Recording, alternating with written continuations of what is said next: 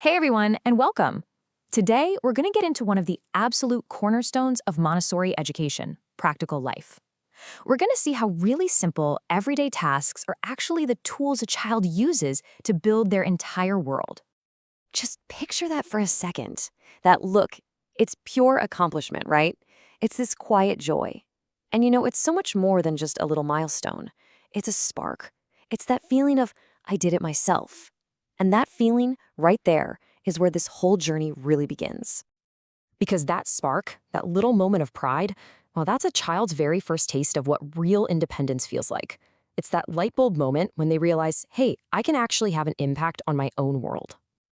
And this gets right to the heart of the whole philosophy. You see, as adults, we might look at wiping a table or zipping up a coat and just see a chore, something to get done. But through the Montessori lens, these aren't chores at all. They are fundamental lessons in how to be a capable, confident human being. So, where does it all start? Well, it begins with the most immediate world a child knows, their own body. This entire journey to independence, it starts with learning how to care for yourself. And look at how specific and purposeful these activities are. You've got things like dressing frames. These are special tools designed just for practicing buttons and zippers. Away from the pressure of, we've got to go now. It's all about isolating one skill so a child can really master it. And it's the same idea with following a very specific hand-washing routine or learning how to pour water without making a mess. Now think about what's happening inside the child with every single success. Each time they master one of these little skills, lacing a shoe, pouring their own juice, it's like they're making a deposit into their own personal bank of self-confidence. It sends this incredibly powerful internal message. I'm capable. I can do things. And all of this leads to what Maria Montessori called dignity. Now, this isn't something you can just give a kid by saying, good job. Nope.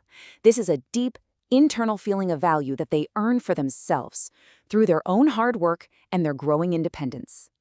So once a child has this feeling of capability, it starts to ripple outward. Once they can care for themselves, that sense of care just naturally extends to the world around them. And the first stop is their community and their immediate environment. This is why in a Montessori classroom, you'll see all these child-sized brooms, dustpans, and little sponges.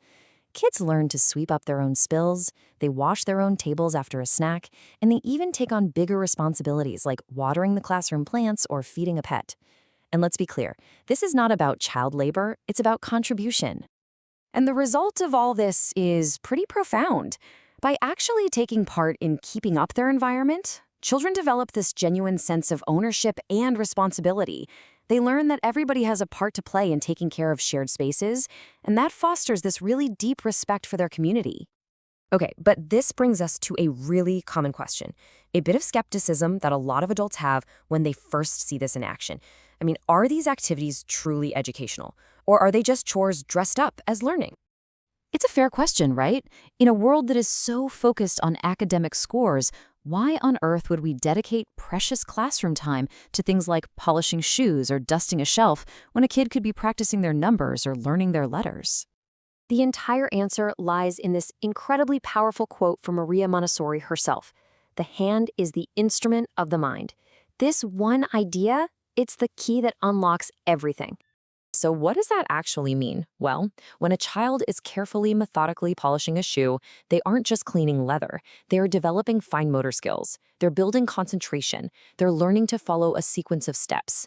And that exact same concentration is what's needed to solve a math problem. That same motor control is what allows them to hold a pencil correctly and form letters. The physical work is literally building the neurological pathways they need for abstract thinking. And this brings us to our final, and maybe the most inspiring idea of all, the ripple effect. Because these simple hands-on skills, they don't just stay in the classroom, they radiate outward, shaping the very character of the child. You can see this journey of care follows this beautiful, logical path. It always starts with the self. From there, it expands to the immediate environment, the classroom. Then it grows even bigger to include the natural world, plants, animals. And ultimately, all of that becomes the foundation for caring about the larger community and society as a whole. So, learning to wait your turn for the watering can, that's a child's first lesson in civic responsibility. Taking care of a plant teaches empathy for another living thing. These tiny little acts are the building blocks for the biggest, most important human values: being a good citizen, having compassion, and wanting to be of service to others. To put it as simply as I can, when you see a child sweeping the floor, remember, they are not just cleaning a mess. They are practicing concentration. They are contributing to their community. They are building a sense of responsibility. They are, in a very real, very tangible way, building their own character. So I'll just leave you with this final thought to chew on. We so often try to teach these huge concepts like responsibility with words and lectures. But the Montessori approach asks, what if the most effective way was way simpler? What if true responsibility doesn't start with a command, but with a quiet commitment to a single, well-watered plant? Thanks so much for joining me for this explainer.